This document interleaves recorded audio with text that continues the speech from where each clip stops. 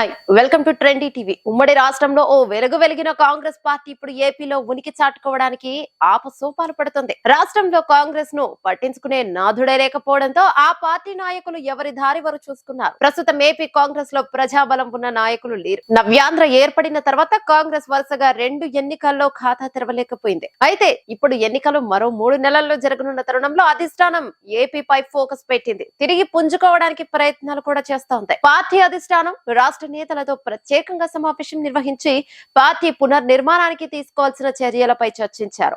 AICC అధ్యక్షులు మల్లికార్జున ఖర్గే, రాహుల్ గాంధీ పాల్గొని నేతలకు దిశానిర్దేశం చేశారు. అధిష్టానం ఇప్పుడు ఏపీపై ఫోకస్ చేయడానికి కారణాలు ఏంటి అనే దానిపై సర్వత్రా చర్చలు సాగుతున్నాయి.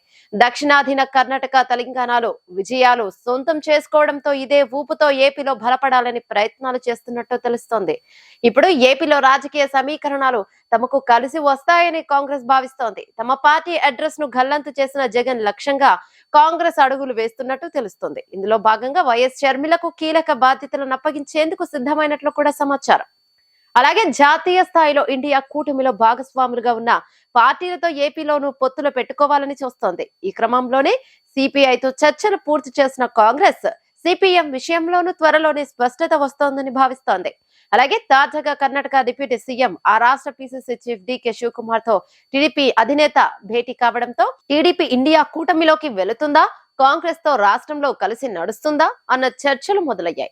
రాష్ట్ర నేతలతో పొత్తులతో పాటు ఇతర అంశాలపై చర్చించారు. మరోవైపు అగ్ర నేతలు రాష్ట్రంలో పర్యటించడం ద్వారా శ్రేణుల్లో ఉత్సాహం నింపేందుకు ప్రణాళిక రూపొందించారు. విశాఖ స్టీల్ ప్లాంట్ ప్రైవేటీకరణ సభలో రాహుల్ అమరావతికి మద్దతుగా నిర్వహించే సభకు ప్రియాంక హాజరు కానున్నారని తెలుస్తోంది.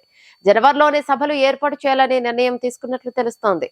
ఏపీలో ప్రభుత్వ వ్యతిరేక ఓట్లతో పాటు కాంగ్రెస్ కు ఉన్న సాంప్రదాయ ఓటు బ్యాంక్ తమ వైపు మళ్లే అవకాశం ఉందని ఆ పార్టీ నేతలు అంచనా వేస్తున్నారు. ఇక ఏపీలో కాంగ్రెస్ ను బలోపేతం చేసేందుకు వైఎస్ షర్మిల రానుందంటూ కూడా ఢిల్లీ పెద్దలు నేతలకు చెప్పినట్టు తెలుస్తుంది.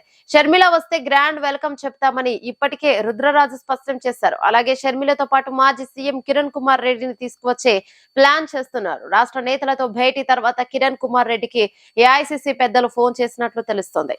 కాంగ్రెస్ లోకి రావాల్సిన ఆవశ్యకత వివరించగా అందుకు ఆయన అంగీకరించినట్టు తెలుస్తోంది. అన్ని అనుకున్నట్టు జరిగితే 1-2 రోజుల్లో కిరణ్ కుమార్ కమలం వీడి కాంగ్రెస్ కూటికి చేరే ఛాన్స్ కనిపిస్తోంది. ఈ వీడియో మీకు నచ్చినట్టయితే లైక్ చేయండి, షేర్ చేయండి, కమెంట్ చేయండి, సబ్స్క్రైబ్ చేయండి.